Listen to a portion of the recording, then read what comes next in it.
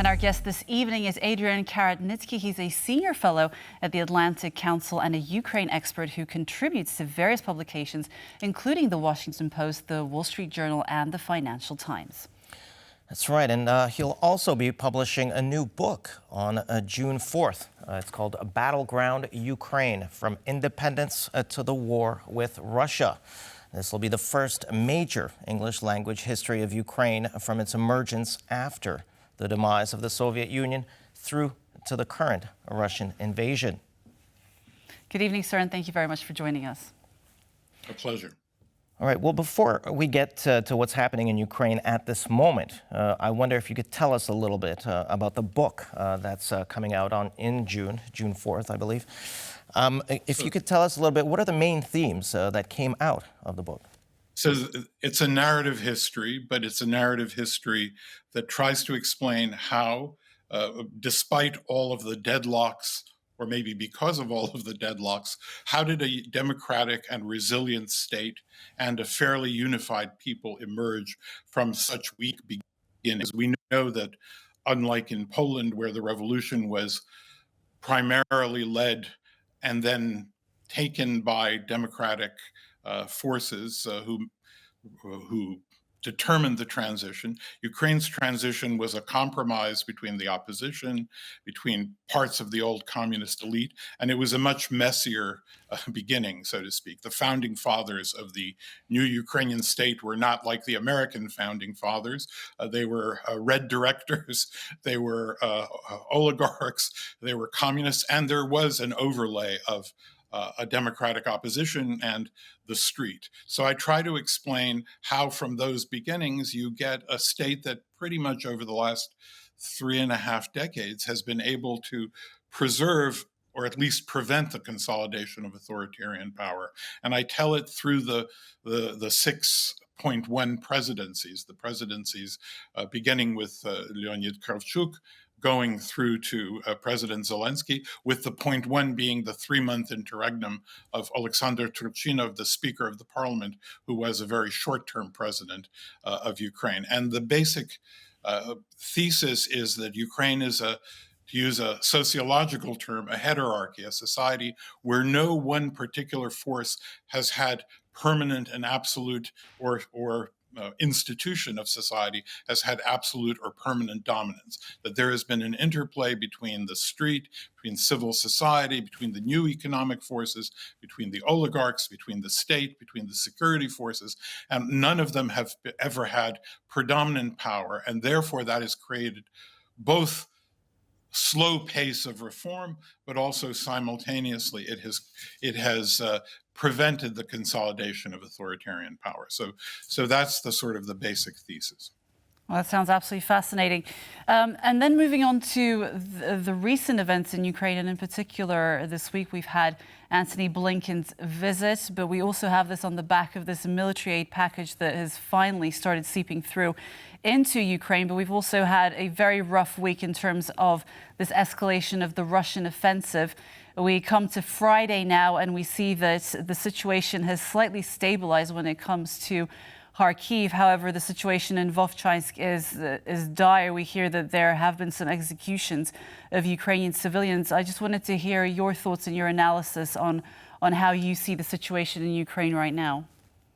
Well, Ukraine has paid the price for Western delays ever since Putin massed 100,000 troops in 2021 on Ukraine's borders. And the West, even in October of 21, where U.S. intelligence was certain that there would be an invasion, the U.S. was reluctant to release more than a few tens of millions of dollars of aid and was even holding up just a couple $100 million of aid, vastly inadequate if you believed that the country was being invaded. And I think it was, so the West has miscalculated the Ukrainian people. It's miscalculated the strength of the Ukrainian people, the unity of the Ukrainian people, the capability of its armed forces, etc. And every time Ukraine has legitimate and I think well thought out requests for aid of a certain kind, this aid comes with substantial delay, and the country pays a heavy price for this delay. This new package, of course, is very substantial. It's more substantial than the long-term period. More is being given in military aid in this last package than the entire 2.5-year period of the war. So the numbers are quite good, and that should improve the standing of Ukraine. But of course, winning back territories is much more costly in lives and materiel than in holding territory. So we're hoping that the logistics were already thought out, and that the logistics will be coming through these logistics, that the aid will be coming quickly, and that we will see some net effect of these changes on the front. And we, of course, expect that F-16s will soon be flying in the summertime, it is anticipated. That also could be, I wouldn't say a game changer, but a game stabilizer, if you will. All right. And according to the Washington Post, Russia has captured more territory this year than Ukraine liberated in 2023. So according to the Washington Post, at least, things seem to be flipping around. And but I think we have to understand that at the pace at which Russia is expanding, the last calculations I saw, it would take several hundred years for it to reach, the banks of the Dnipro River.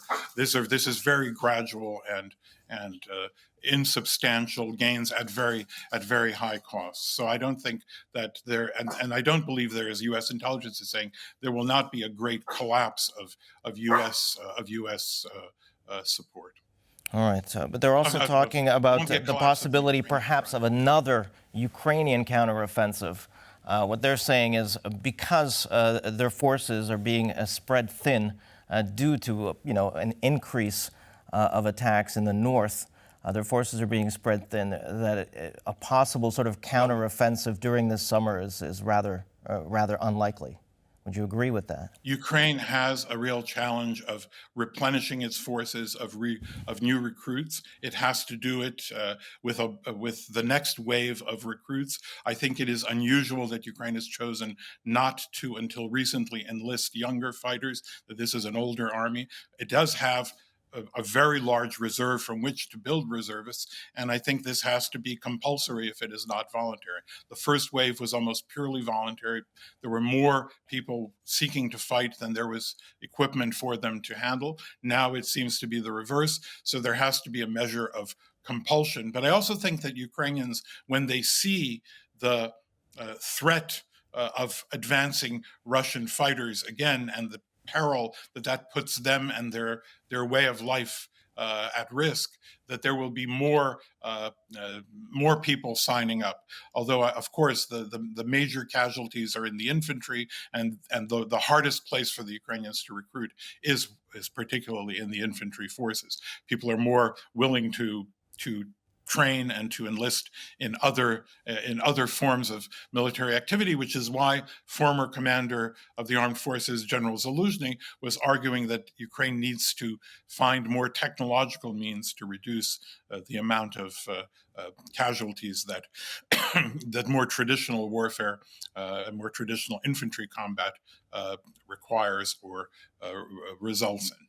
I suppose the other challenge with mobilization is the fact that however many you actually recruit, they also need to be trained.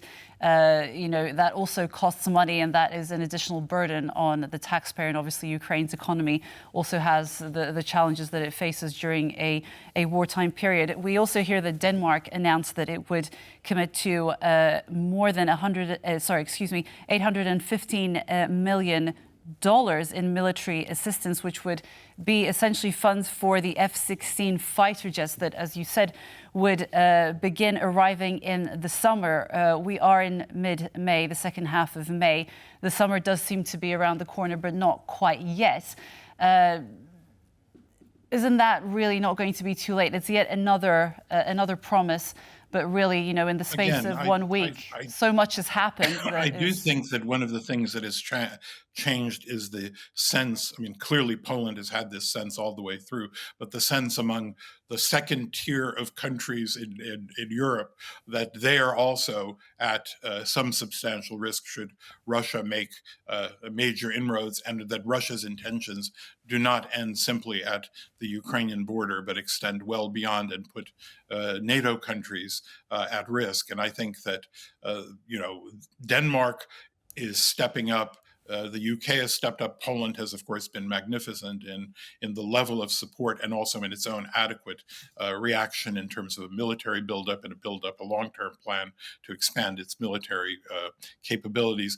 More countries are joining. We know that President Macron spoke in dire terms, but in very concrete terms, that even French troops might be committed to the task at a certain point. Again, preparing the public for a completely different set of conditions. So I think all this is an important new development, and it's quite positive because, again, the U.S. has elections, and the more Europe is stepping up, which it clearly is, it removes that issue of why are we doing this and why aren't the people more close to the conflict doing it.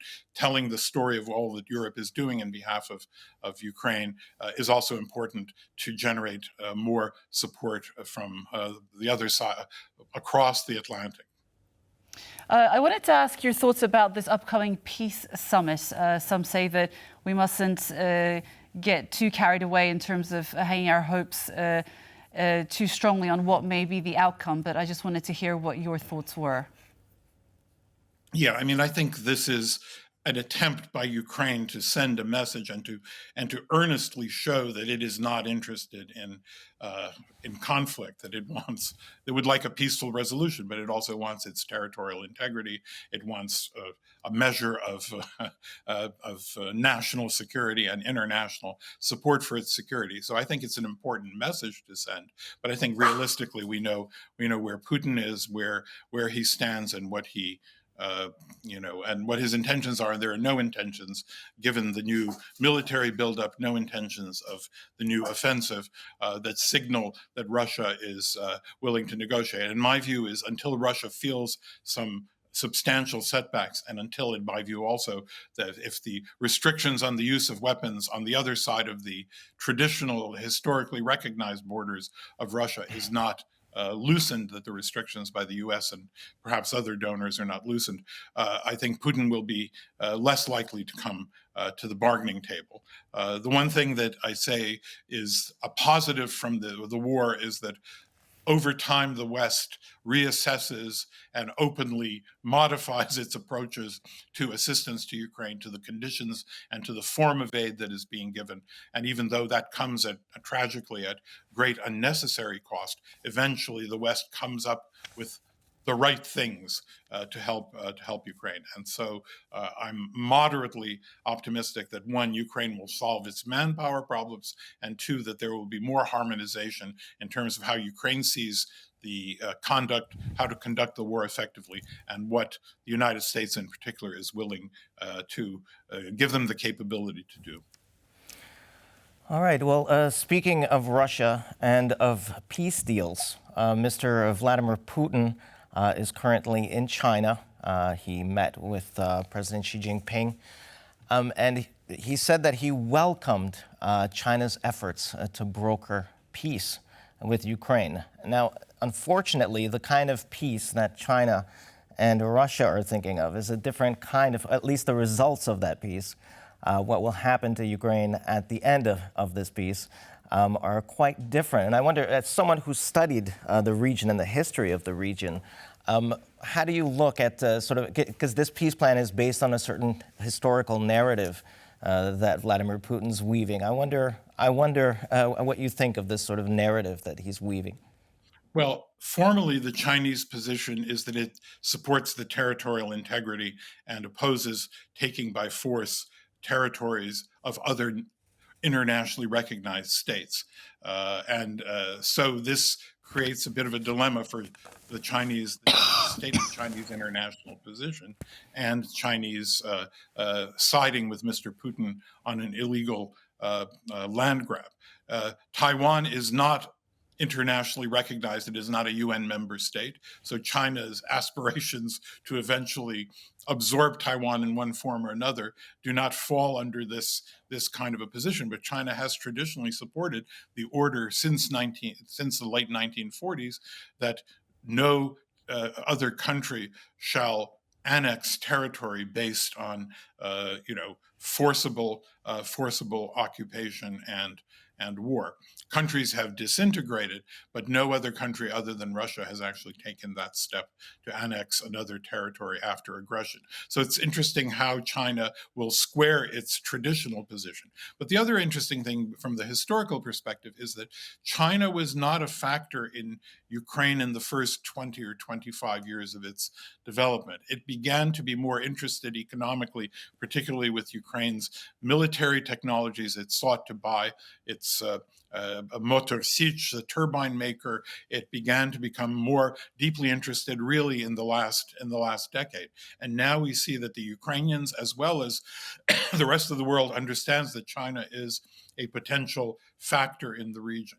But China, regrettably, benefits from the West being distracted, and particularly not distracted, but absorbed with providing assistance to Ukraine, and the United States providing military assistance and much of its, attention and being, and even part of its security posture, because it means that the U.S. has less to put into the Asian region, where China seeks to expand its influence. So this is historically, this was also the same game that Stalin played when he allowed the UN to endorse a U.S.-led international contingent in the Korean War, because he wanted the U.S. to be more preoccupied with Asia, allowing him more time to consolidate and expand power in Europe. So that playbook, we have to remember that Stalin and Stalinism were integral to the Chinese communist political tradition, and Stalin is viewed as a positive figure in the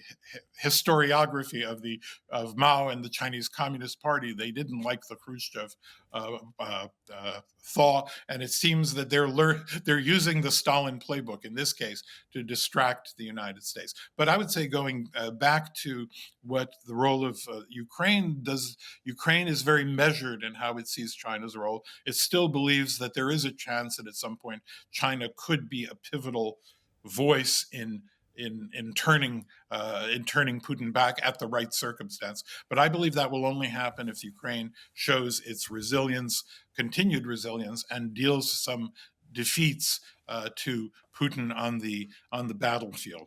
And China clearly has economic issues that it needs to confront. Russia's economy is $1.5 trillion compared to the tens of trillions in the U.S. and another tens of trillions in the EU. And of course, China's visit to Xi's visit with Macron was an important a sign that China is seeking not to lose a deep cooperation with the more prosperous parts of the world. So there is. I don't think we should simply see this meeting as an alliance to support the war or to solidify the war. I think that's still an open question, and I believe the Ukrainian diplomacy is correct in keeping it as open-ended and seeking to continue to open lines of communication with Beijing in order to eventually, at the right moment, to bring them in, if there is a deal to be had, to play a constructive role in. I absolutely agree. They had big plans, China and Ukraine, before this war. So it is very wise. Sir, a pleasure speaking with you. Thanks so much for joining us this evening.